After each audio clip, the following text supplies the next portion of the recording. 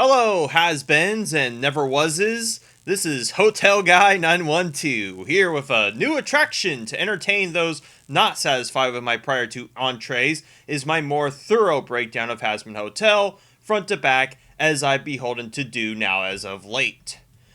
But before we delve into the show proper, I feel that I need to preface with a few caveats about the nature of tackling this show, so that people don't ask intermittently why I'm going at this show the way I am. First and foremost, like when I covered the Wednesday show, I cannot simply have the clips of the show play unmolested, as this is heavily copyrighted material, so in a similar format to my Wednesday analysis, I will supplant the context of my critique with screenshot snippets while gameplay of Palworld plays in the background, and only sparingly show clips from the show where I feel appropriate and prudent to emphasize something established in the show. Secondly, as this show borrows from and is set in the biblical heaven and hell, will inevitably come the discussion of adaptation faithfulness to what it's taking its inspirations from. My take about the adaptation argument is that, while sometimes being helpful in contextualizing what it's taking from being worse or better than it, isn't exactly helpful in understanding the problems with the show based on its own merits. Especially when we are talking about interpretations of heaven and hell through the Bible, text that was not only written by different interpreters, but it itself has many variants and interpretations that omit or add context to its pages.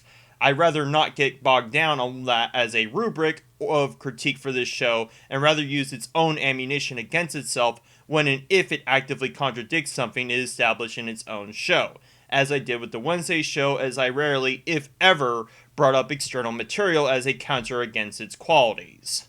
Thirdly, and this is something I don't feel mentioning but may be relevant to those watching, I am an atheist. Simply in the sense that I do not believe there is enough proof for there being a God existing or the concept of a heaven or hell.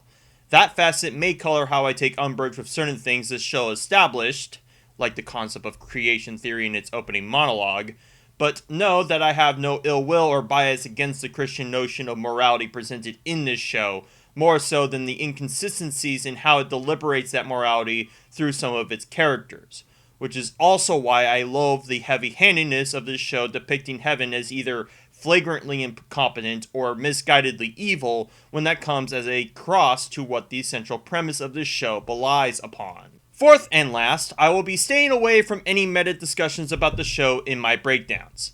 I know that drama around this show follows like flies on shit, but it will bog down any fundamental problems with the show in of itself and become a semantic game of hating the show for irrelevant reasons. So yes, anything to do with the Verbalos leak, whether Serpentius was some character that some indigenous person made for Vivienne to molest for her own joy, or if the show supports Zionism through the Palestine/Israel conflict, will not be at all helpful to my criticisms about Hazbin Hotel. Now, while I say that I will stay away from getting meta with my critiques, it may not be unavoidable, like mentioning the retcon of all sinners being sent to the Pride Ring being established in lieu of Hell of a Boss Season 1's development as a way to bandage the lack of distinction between Sinner and Hellborn in its animation. But, hopefully, meta discussions like that will remain relevant to the world-building problems present in Hazbin Hotel going in, and speaking of, let's do just that.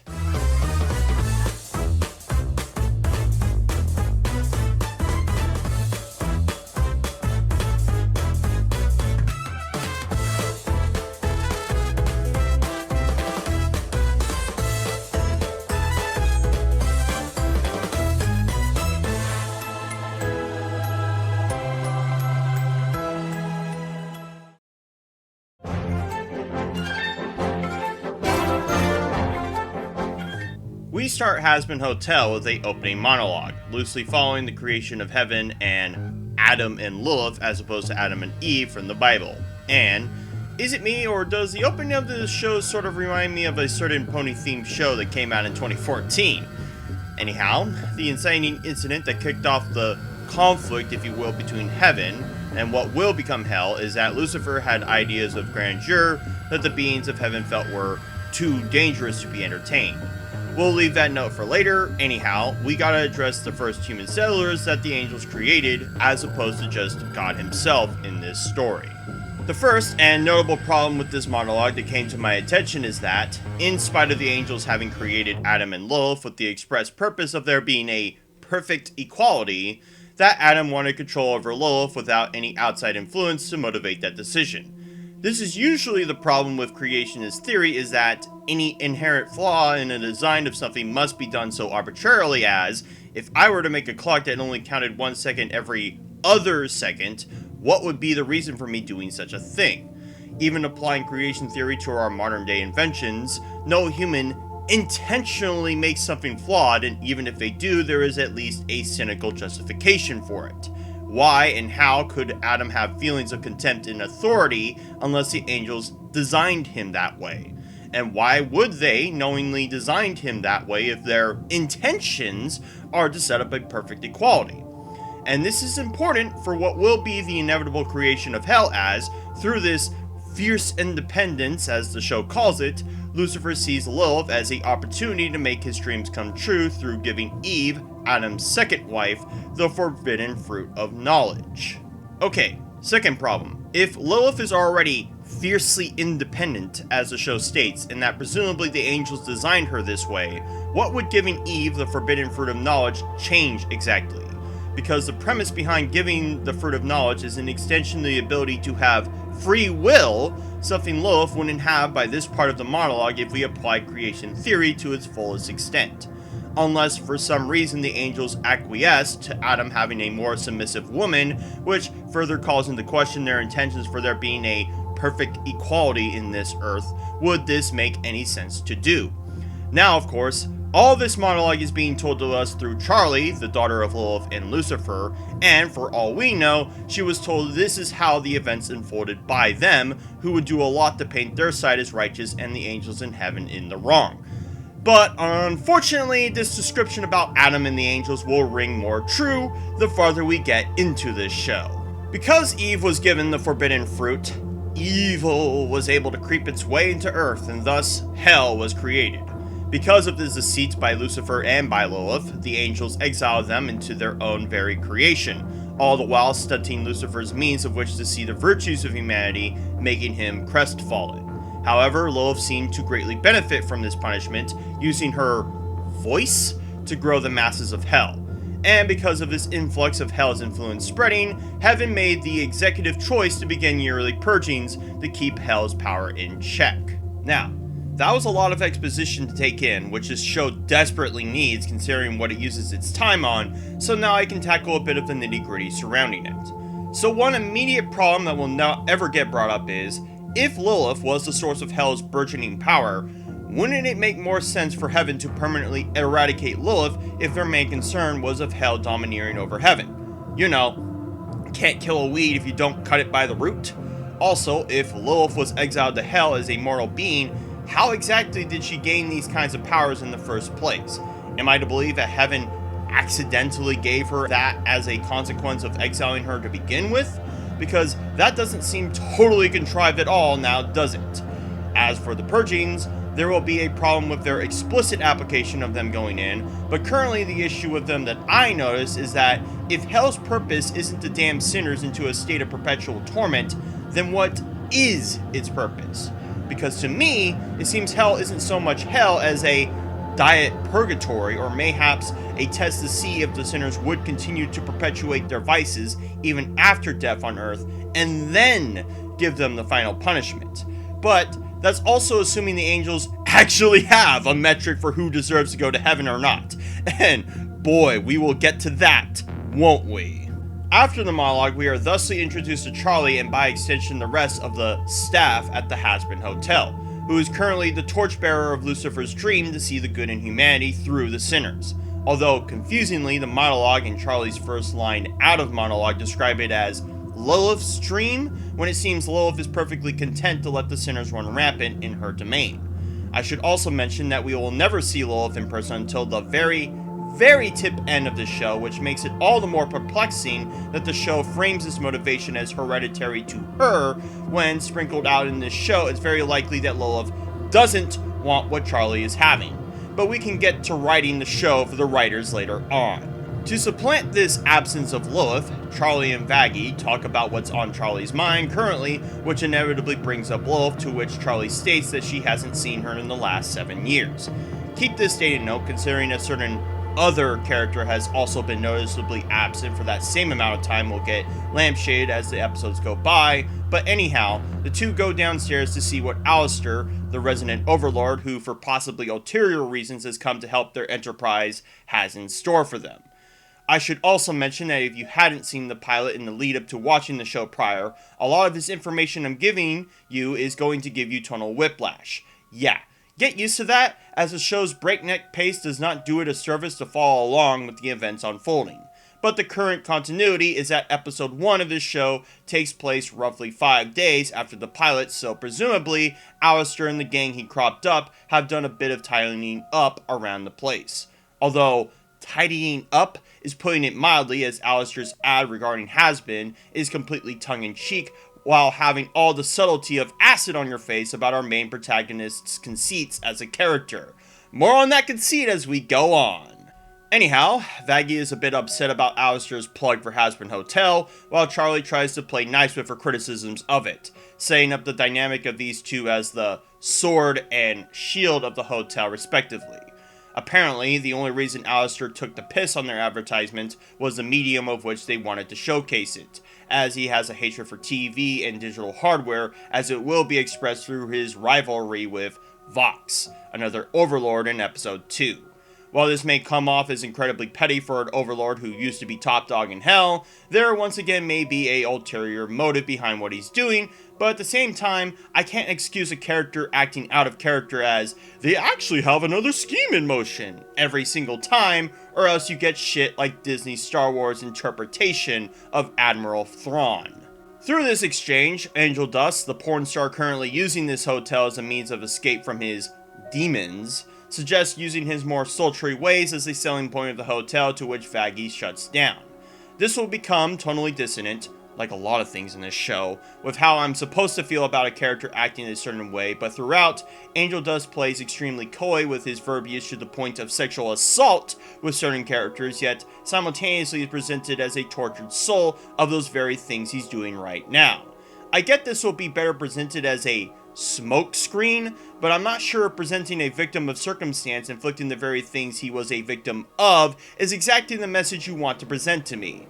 But simultaneously, this show wishes you had the memory of a goldfish to forget what it just outlined as horrible to justify something else happening later on. And we will, of course, get to that later on. Angel objectifies himself to oblivion up until Charlie gets a surprise call from her dad. Before we can figure out what he's calling her for, Angel Dust brings up a good question that if Alistair is as powerful as he claims, then couldn't he forcibly relocate sinners to the hotel? But this explanation gets interrupted by Husk, arguably the best character in the show, although best isn't saying much for what we have to work with, saying that he's here by decree of Alistair and nothing more. Angel Dust gets flirty with Husk again before Vaggie answers his prior question that they want the sinners to go and stay at this hotel of their own volition. I suppose that's a sufficient answer to a perpetually plot gaping hole that Angel Dust just mentioned, although if Alistair would have it his way, Hazbin Hotel would be more like Hazbin Asylum, and who would stop him exactly? Charlie calls Vaggie over to talk about the call she had with her dad, stating that the leader of the Exorcists wants to meet Charlie. For what reason and why so soon after the last purge is not mentioned in spite of Vaggie's questions, as Charlie starts to break into song. And with that comes the perfect opportunity for me to spill my guts about how much I don't like musicals in a lot of media, and especially of the ones presented in this show. To start, the problem that I have with musicals is that, in a way, they are a in-universe fourth wall break. Characters who have no disposition towards one another, have not been developed to have a talent for singing or choreography, all suddenly and spontaneously break out in song and know exactly what cues and movements to make. Before then, when I was young, a lot of musicals gave me second-hand embarrassment because of the feeling of being one of these actors who have to break their own character in order to facilitate this happening. But at that time, I didn't know that that was the reason for why musicals feel so out of place to begin with. And Hazbin Hotel has that problem in spades, with only 2 songs in its entire season runtime that even remotely justify themselves being musicals in the first place. It also doesn't help that for every episode, 2 musical numbers are obligatorily and arbitrarily slapped somewhere in the show, which will condition your audience to count the seconds of when the inevitable musical number rears its head. I can't believe, and I'm saying this, but Hell of a Boss, of all shows, in spite of its downwards trend in quality, had a better justification of its musical numbers and didn't feel the need to have at least 2 every episode. Oh Millie was a love ballad that Moxie made personally for his betrothed. You'll Be Okay is a lullaby Stolas sings to lull his daughter back to sleep. The Cherub song was set as an advertisement for the Cherubs. The song that Blitz and Moxie sing in Truth Seekers is in context of them having a bad trip, and Asmodeus' song is in the context of him performing in front of a live audience. There are ways to justify your musical numbers, and Hazbin Hotel hardly does. In fact, a lot of the musical numbers presented are done as a way to substitute actual dialogue we could have between our characters, especially prudent with the last musical in this season. So, what about Charlie's Happy Day in Hell? Does it justify itself of who is singing and what they're singing about? Now, while Charlie has been characterized even by the pilot's logic to have a upbeat, cheery, and break into song abruptly attitude, that doesn't justify why the other singers seem to know when to throw their lines in cue and within meter of Charlie's verses, even if they do so quite briefly. As for what it is in the verses, I suppose I do wonder if it has crossed through Charlie's mind that some sinners can't simply be redeemed and are unwilling to change, or even the dilemma of having someone in heaven who was a victim of a sinner in hell sharing headspace with them in the same domain caused doubt in Charlie. But unfortunately, for as much as Charlie has reminisced this dream of hers, she hasn't really looked past her navel about those factors, making Charlie as being hopelessly naive in her pursuit, like one would a child who thinks they'll grow up to be a dinosaur someday. Through all the singing antics, Charlie has made it to the only heaven-made building residing in hell, which seems to function like some kind of receptionist hall that also has a countdown of the next purge on its building exterior. Frankly, I'm not sure what this is doing here and how it's able to keep itself free of any of the degradation outside of it, other than wacky angel magic, so we'll leave it at that. So Charlie greets herself to none other than Adam, the first man of Earth, and Lute, as her name is, as some exorcist compatriot of his, or even lover, maybe? And I'm going to get this out of the way. I cannot, in good conscience, take Adam seriously as a character. From nearly the first utterance of his words to his goofy, nonchalant approach to this meeting, he's obviously meant to be the central antagonist of this season, including Lute, but the show lampshades his being the bad guy in the most loopy, cartoonish way possible. It's like the show writers saw Jack Horner in The Last Wish and thought, oh, we could do that, but not funny, and we got Adam out the other end. And while I did preface this saying that I wouldn't use the adaptation argument when in relation to texts of the Bible, I think it would have been a lot more interesting to characterize Adam as being extremely prudish and complete business class if I'm to believe that he was the first mortal man who followed God's, or by this show, the angels' rules to the fucking letter, who may have a chip on his shoulder about losing 2 of his wives to the vices of sin. Now, granted, that might be why he's treating Charlie this way, as she is an extension of the 2 beings he loves the most, but he doesn't even seem to recognize Charlie that way, and that this is his entire attitude towards anybody and anything anyhow. The other perplexing thing about Adam is that as a result of him being characterized this way means either the rules of being in heaven are a lot more loose and implied in episode 4 of Hell of a Boss. Keep in mind that Hell of a Boss is still considered part of the same universe as Hazbin Hotel. Or they play favorites who would be the teacher's pet of teacher's pets, as Adam swears like a sailor because, cursing a lot is humor in this show, is lustful, jealous, and extremely prideful about his dick, and him being the original dick. Yeah, the first mortal man who ascended to angelhood exhibiting 3 of the 7 vices, and doing so blatantly? That's a first-class ticket to hell if I'm to believe even an act of manslaughter was enough for the cherubs to be denied access to heaven. And again, Did the angels design him with these flaws in mind? Why would they design him with these flaws, knowing that goes against their entire precept about good and evil? And if Adam leaned in on these flaws on his own, then how did giving Eve the power of free will set in motion corruption to spread into Earth?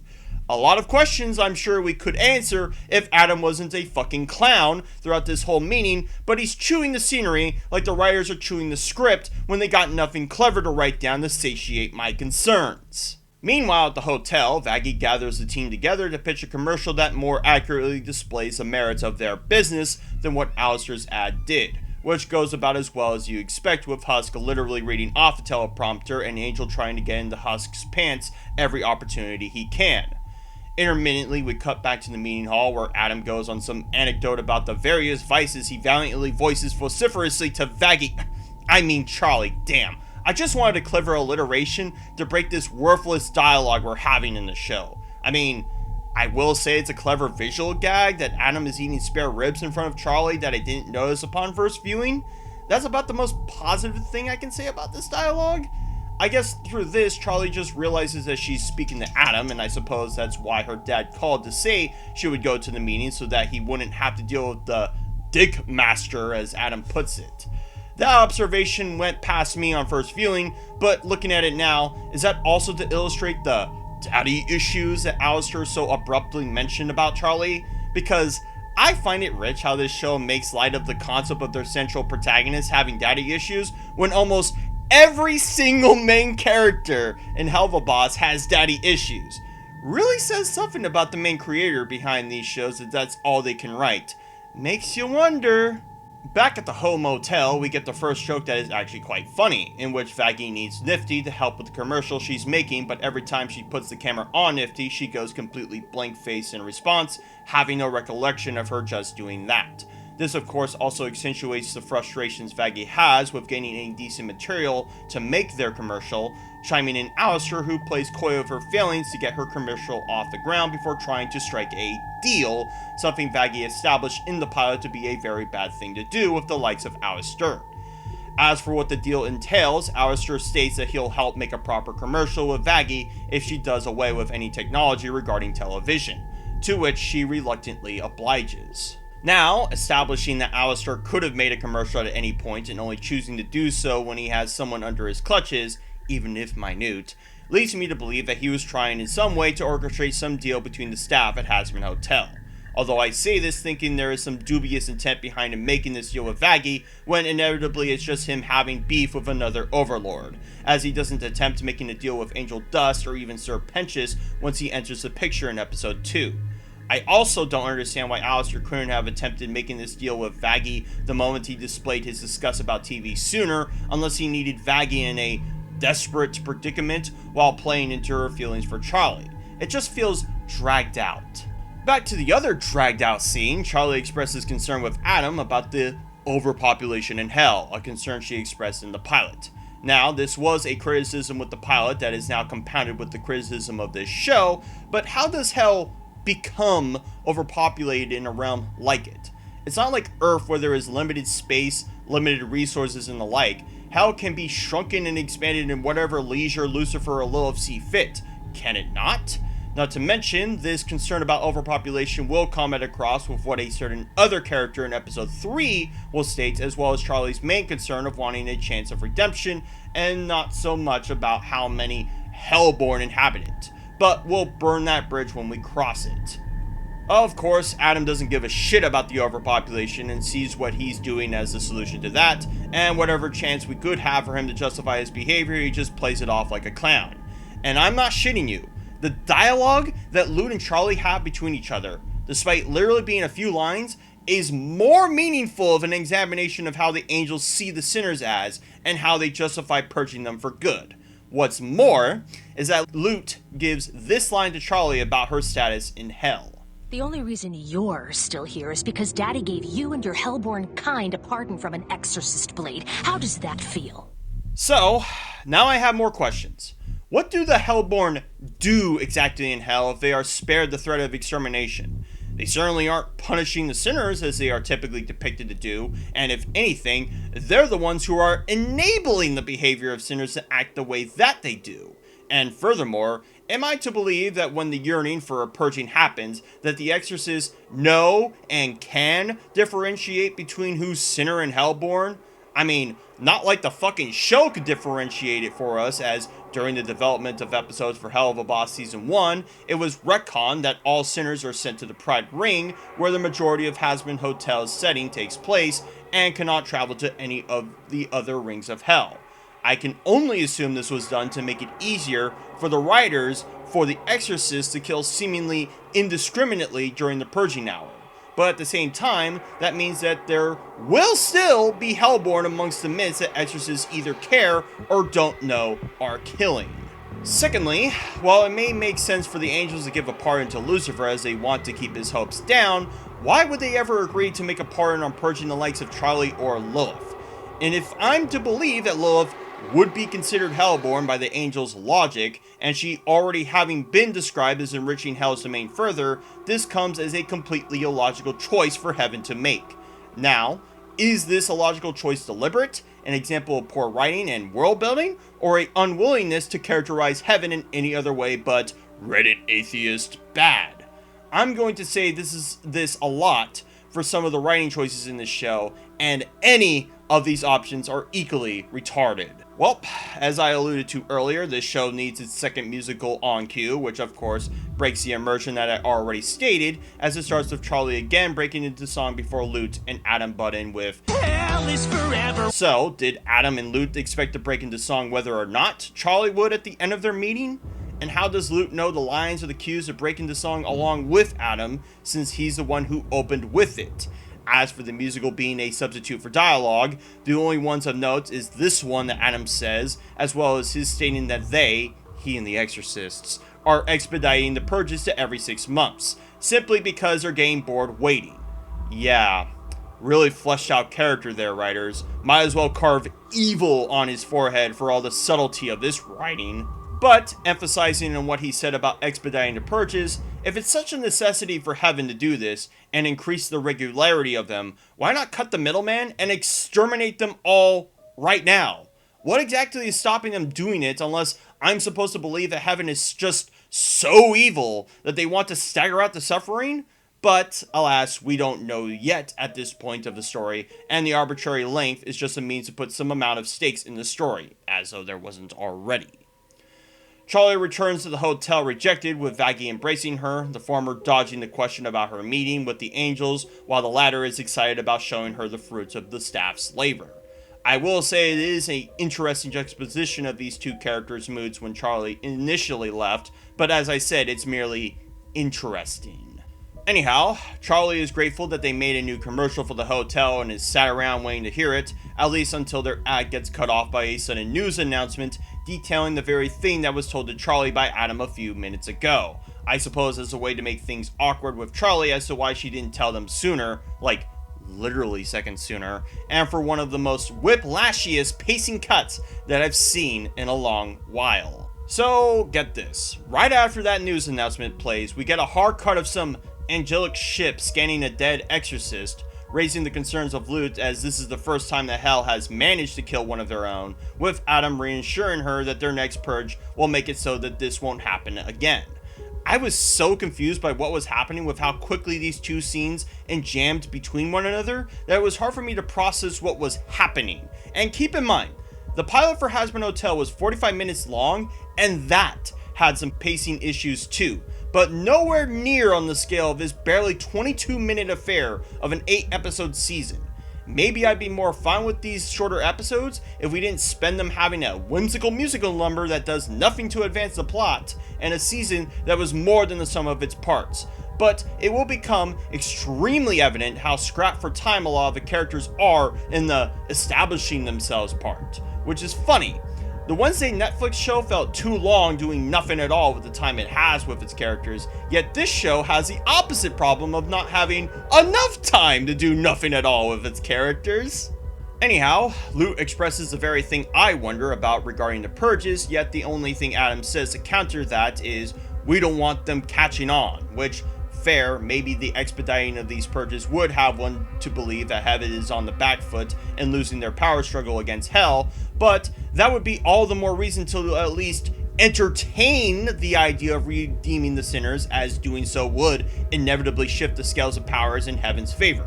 But here I am, thinking Adam isn't a fucking clown person and actually has some pragmatic reason to keep the powers that be being the powers that they are, but wishing one hand, shitting the other, see which one fills up faster. And that was episode 1 of Hazbin Hotel, and like with Wednesday, we are not starting with our best foot forward. The world building is quite borked, the motivations of our antagonists is cartoonishly villainous, while the motivations of our protagonists are poorly thought out, and the speediness of getting these characters fast-tracked into the story isn't done without consequence. Let's see what episode 2 holds.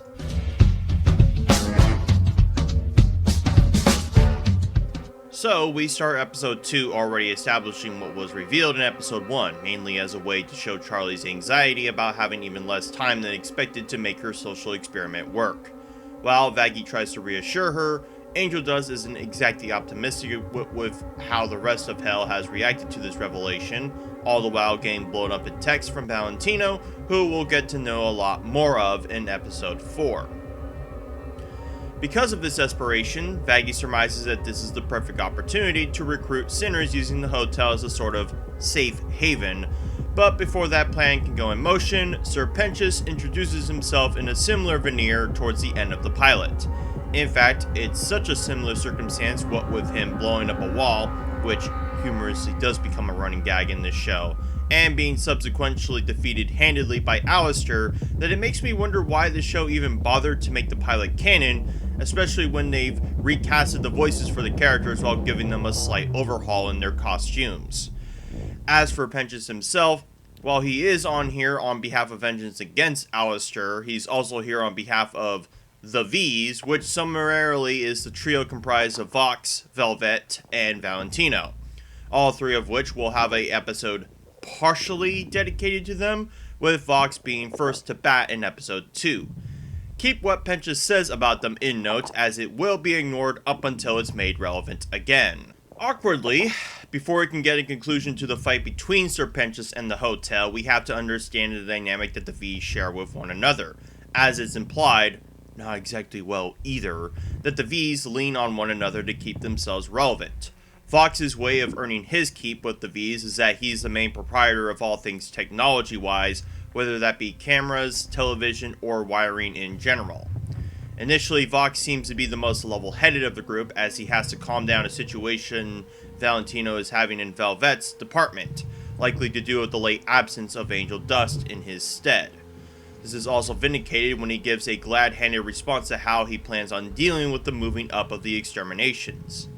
Now, while I did say that this episode was more dedicated to Vox regarding the V's, we do still see briefly how the other V's bounce off one another, with Velvet being the one who manages the presentation of the other two either on social media or just in general attire.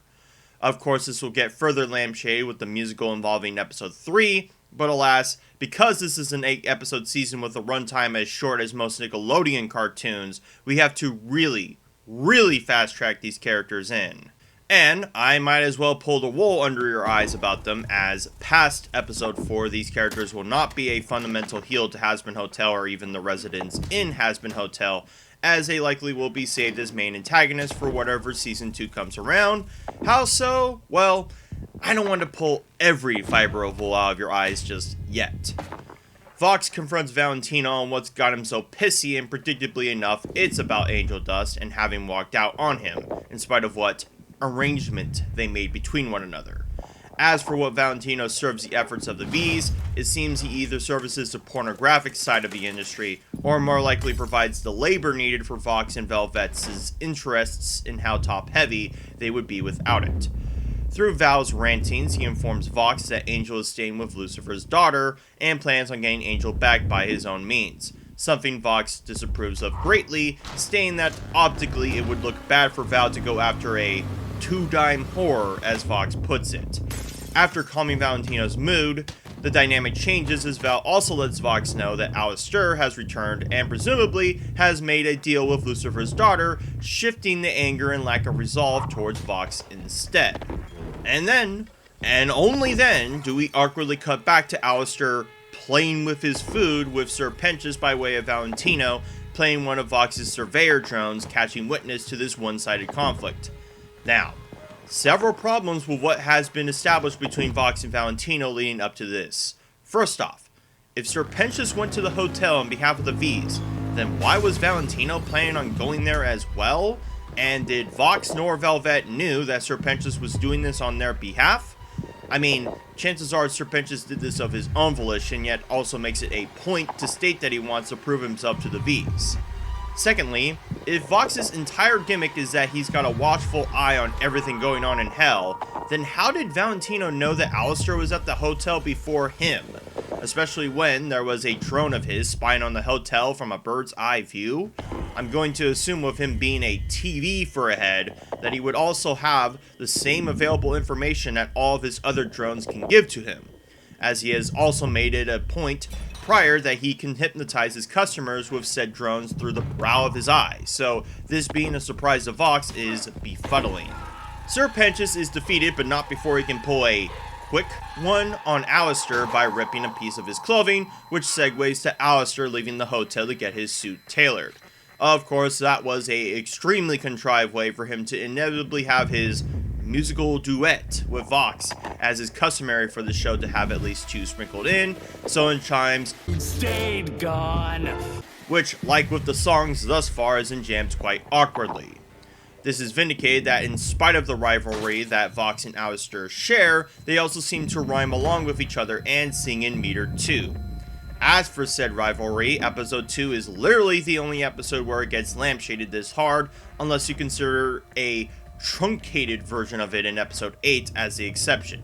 So, having wasted this much time for a musical number for something that will not get redressed again is a curious decision to me. As for what the dialogue disguised as lyrics propose, Vox mentions that Alistair has also been absent for 7 years, planting the seed of duplicity that Alistair might share with Lilith.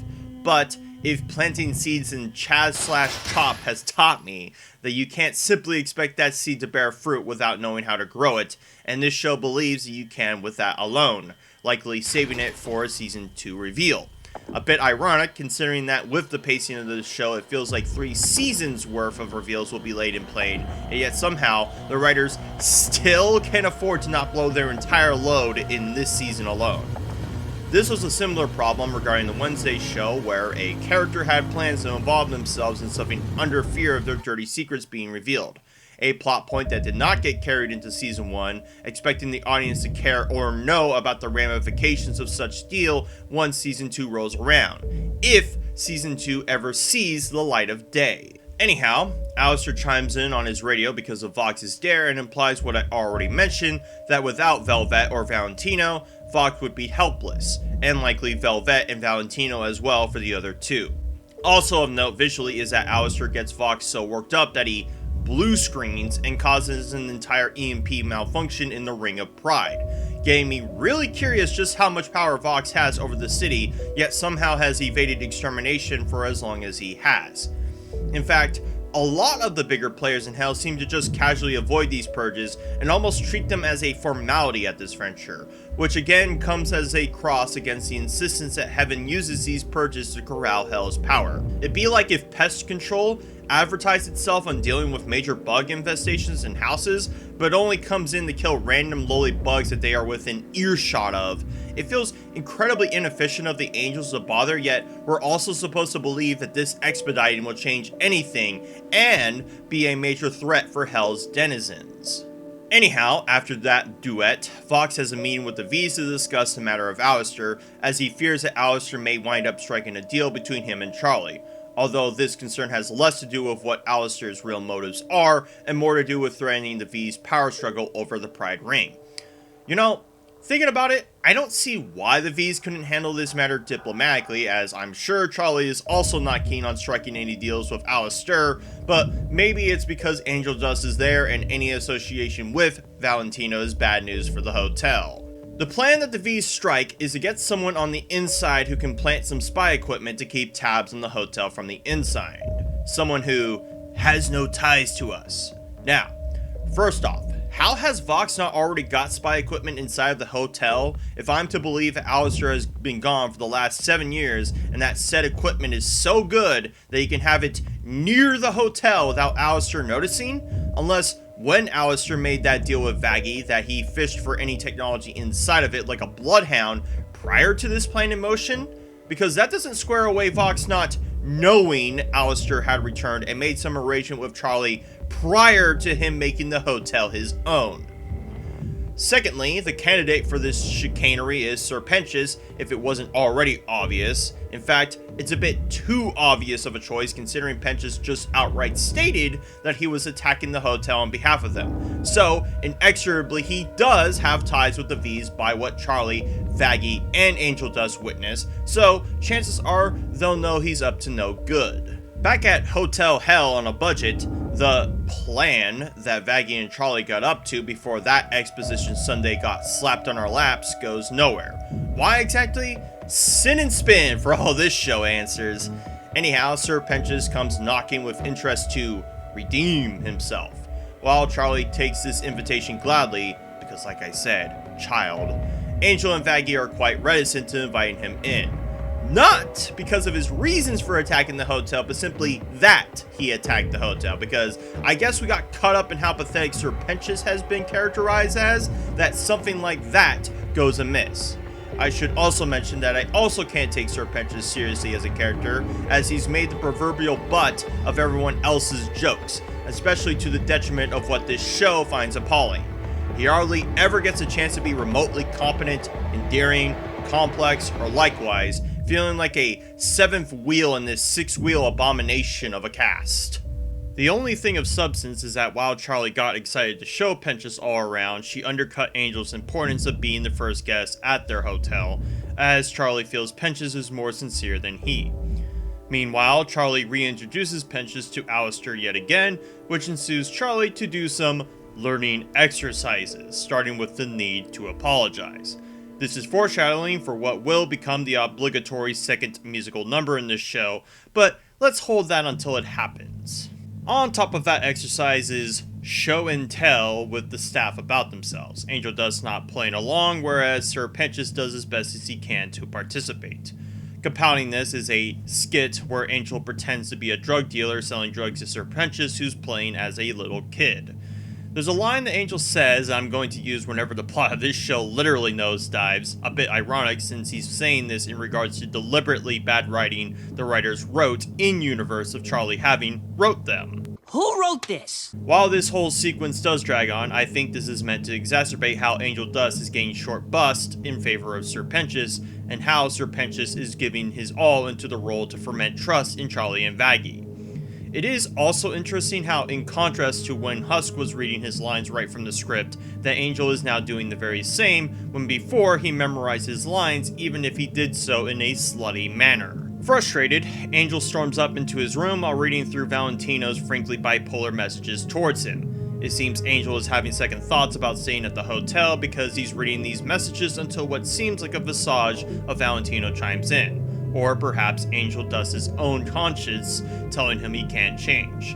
I've ragged on this show for the better part of 40 minutes, but little character moments like these, for as few and far between as they are quite great examinations that I can't help but give praise to, even if knowing how they'll be utilized later. Angel drowns his sorrows some more before some shuffling down the hall catches his curiosity. He peeks through a door ajar and notices Sir Pentious put up one of the spy cameras up along a shelf. Angel confronts him on the matter, stating that, "You working for the V's? I fucking knew there was something shitty about you." Before the two tussle a bit. Yeah, Angel, did you forget when he said he was attacking the hotel on behalf of them earlier, and you didn't feel the need to mention that to Charlie or Vaggie? But I guess they were also too stupid to remember that detail as well, so all's fair and dumb and poor. Charlie and Vaggie wake up to the commotion, wondering what the fuss is all about. Angel Dust undresses Sir Pentious as a traitor, pointing to the camera he planted, and Pentious attempts making a run for it with the wristwatch he had as a contingency. Unfortunately, Vox isn't interested in bailing him out, quite upset with his failure to keep his shit clean for even a day. So, I guess Vox doesn't care about what Alistair has up in store for Charlie up to this point, because after this, he never makes another attempt to spy on them outside of, well, outside the hotel, making me wonder what the point of all of this was other than to slot Serpentius amongst the main cast. Despondent, Serpentius curls up, awaiting his inevitable fate by their hands. While Vaggie is eager to do him in, Charlie, for no discernible reason, breaks in song with It starts with sorry.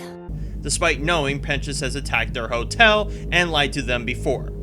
I'm sorry, but this is getting to Steven Universe levels of ridiculous, where if some genocidal maniac just feels bad about it enough, that somehow forgives all the wrongdoing they did before. No, I'm not suggesting that they should just kill Serpentius on the spot, but the fact that this musical plays like a fucking PBS Kids special, and that Charlie, nor any of the hotel staff, will keep their eyes on Serpentius if he fucks up again after this, goes to show the extremely immature nature of Charlie that is not in the least way endearing, as well as the immature nature of this show believing that this is the correct way to tackle this when, if anything, Serpentius will come away thinking all he has to do is say sorry and that rectifies anything. And to top it all the fuck off, in spite of Charlie, of all people, opening with this song, she will not learn anything from it for a character she should absolutely give much more patience to than she does for Serpentius deceiving her.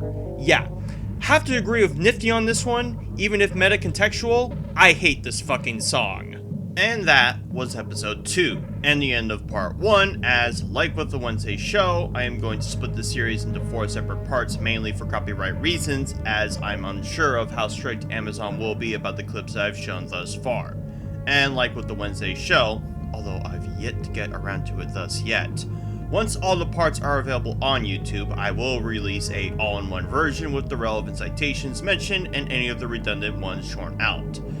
As for episode 2, it's not nearly as bad as episode 1, simply that the world building implications are currently in the rearview mirror, but the pacing of these new characters is still breakneck, the introduction of Serpentius as a permanent staple of the hotel is contrived, and the flanderization of Charlie, as well as many of these characters, is bordering on insufferable. Will episode 3 and 4 continue this trend or subvert it? You'll find out in part 2 of this series.